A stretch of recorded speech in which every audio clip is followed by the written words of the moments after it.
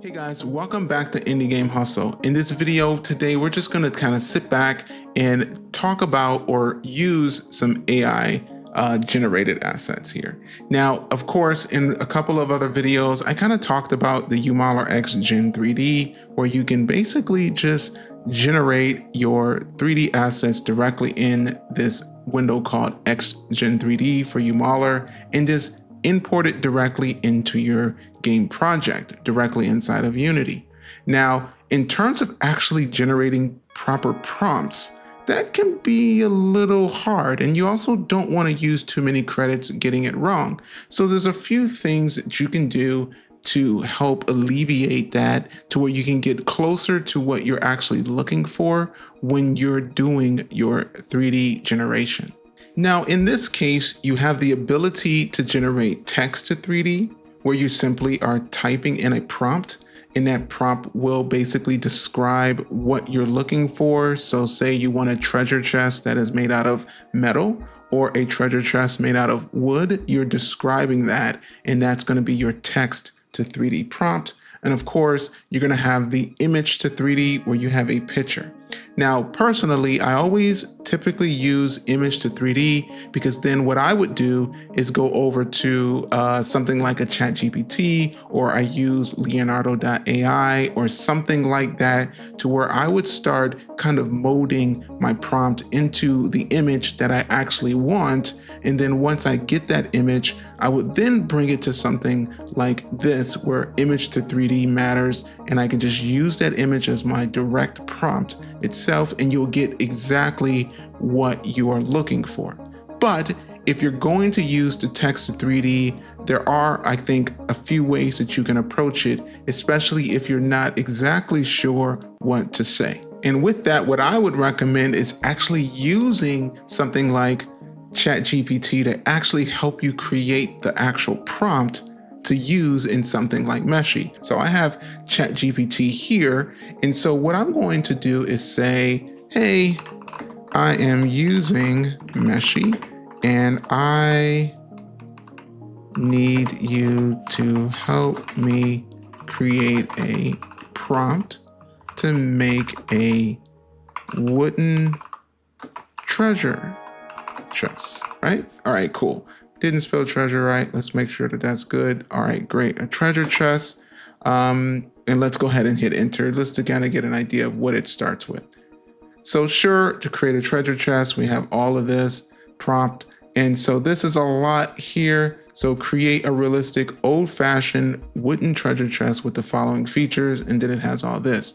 But that may be a little large in terms of what. So what I want you to do is, can you make this prompt shorter? Shorter? Yeah. Can you make it shorter and condensed? Condensed. And see, let's see what it says. All right, great. So this is a bit more the speed that I'm looking for. Create a realistic aged wooden treasure chest with visible grain and minor imperfections. It should have brass and gold metal bands, riveted hinges, ornate lock, etc., etc. A bunch of details, right? Because I don't know how to make a treasure chest, but I need a little help. So let's go ahead and take this prompt. I'm going to copy this prompt, and we're going to see exactly what this text to 3D may do. So I'm going to copy and paste this directly inside here. And as you can see, we should be able to get up to that. So great, that looks good. And now I'm just going to go ahead and use Meshy 6, and art style, I'll just leave it on realistic for now. I'm going to do the topology on triangles. And in terms of the poly count, let's go ahead and do something like 100,000. 100,000. Yeah, something like that. We can use symmetry on and leave the seed at random. Sounds pretty good. All right, perfect. And then of course it's going to be 20 credits. All right, so I'm going to go ahead and hit that, and let's see what this prompt gives us. All right, let's take a look at what it's doing. All right, let's see. Now let's go ahead and change this lighting up a little bit. So I'll go ahead and move this guy over so we can get a better view of that. All right, that looks pretty good. All right, so that's not too shabby. Let's go ahead and make this screen a little wider. Great. So that's not too bad. right? We have a treasure chest. It's pretty detailed. It has all of those things with scattered gold coins and jewels, right? And so that's what that is there. So that's pretty cool. And that prop got us all the way to this point. Now this is great because now what we would want to do is take the same text prompt and go ahead and do the texturing for it as well. So let's go ahead and do that. So I'm going to click on texture. So let me go ahead and copy this. And then I'll go texture, so it's still there, all right? And we can use different models for this. I typically am just gonna go ahead and use Meshy 6 since it's the newest one, but of course you can choose Meshy 5 if you like. We're gonna do the text prompt, and let's go ahead and just leave PBR maps off for now. We can put them on, I guess. You know what, let's take a chance. Let's go ahead and leave them on and go ahead and hit generate, and I'll see you guys once it's done.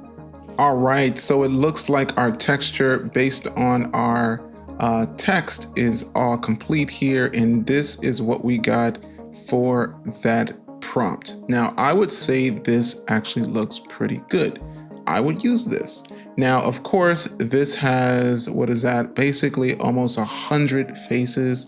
So we would definitely want to kind of reduce this down to something like 3,000, maybe even 10,000. This could be a hero element. Maybe it can be something in the background, but depending on where you're putting it in your game, you probably want it at a certain face count, right? So of course, the next step is go ahead and remeshing this, right? So what I'll do is go ahead and hit remesh, and we can go ahead and reduce that. But ultimately, this is looking pretty cool.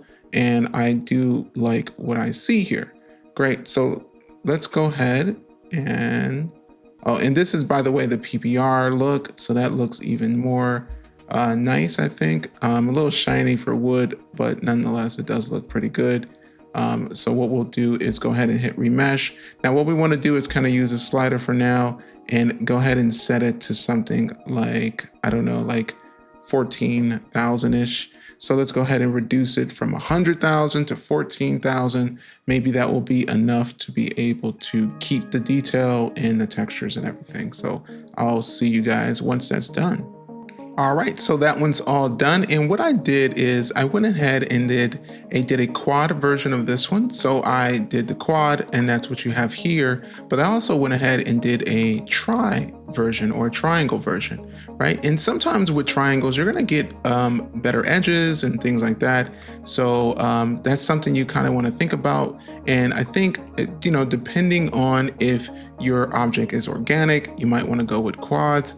Maybe if your object is like, you know, like a treasure chest or a table, maybe you want to go with something like triangles. So just something to think about when you're generating.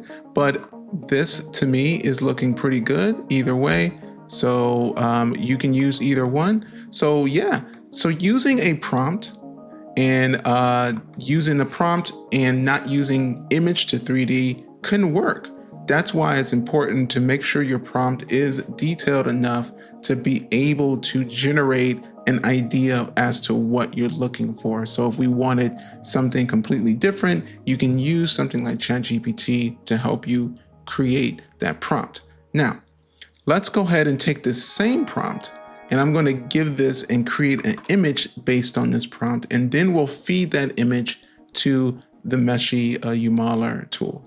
All right, so in this case, what I did was I put this prompt in here, and what I did is I had my Copilot GPT here go ahead and generate me an image. Instead of using like ChatGPT's website, I went ahead and used this image directly on my personal account here. And so with that, you have this image. Now, we may want to actually refine this. So what we're going to do is see if we can get this to basically give us this treasure chest with no coins in it on a white background. So can you modify this image to have no coins on a white background? Okay, that sounds good. And we want it in a three quarter Spell that right for me, please. Quarter view. Great. So let's see if we can get that. So yeah. Oh, yeah. No coins, white background, 3/4 view. Let's see if this will work. All right, so it went ahead and made those adjustments, and look at that. That's exactly kind of what we're looking for. Now, visually, obviously, there's a couple things here I would point out. For instance, this here should probably be kind of aligned that way, and I probably could ask this to kind of fix that, but I think we can deal with that type of thing later. But for now, the goal would be to download this image, and then we're gonna go ahead and feed that image directly into our Meshy / UModelerX Gen 3D tool here. So let's go ahead and do that. And now before we do that, I think it is worth mentioning that if you're on a Windows machine, you might have a few built-in AI tools at your disposal. You have this photo editor built in, and if you have an image like this, you can actually just remove the background directly in the photo editor. And so all you gotta do is select this here and then head over to remove this here, and then you're good to go. You have some background stuff you can deal with, and then you hit this and you can save as copy, and you can save this on your computer wherever you want to save it, and then you can use it inside of Meshy, and that's what we'll do. And so we have our image there now, and so we're just going to do image to 3D, and I'm going to go ahead and select Meshy 6. We're going to hit triangle because that's what I think I prefer, and we'll go ahead and do PBR on, and we'll put the poly count. In this case, we'll do pretty high initially. I usually do a high version first, so we can do something like 30,000. Why not? 30,000 could work. And then we just leave everything like this and just go ahead and hit generate. So I'll go ahead and hit generate. All right, so we generated the model here, and we have the mesh here, triangles, and it's at like 30. And then this one's at face count about 15,000 here. So that's not that's not bad at all. Pretty good for something this detailed, I guess, right? And it's got all the texture and everything you would want. Now, of course, if we would have spent time on the image, you would get a lot closer to what you're looking for. So of course, with something like this, once you're done, you would just go ahead and take your asset and hit add to scene. And then once you add it to scene, it should go ahead and do that. It's going to load that directly into your project, and then you'll have that ready to go. And as you can see, we have that object directly in the scene, and there it is, looking pretty good. Now this does have a material on it.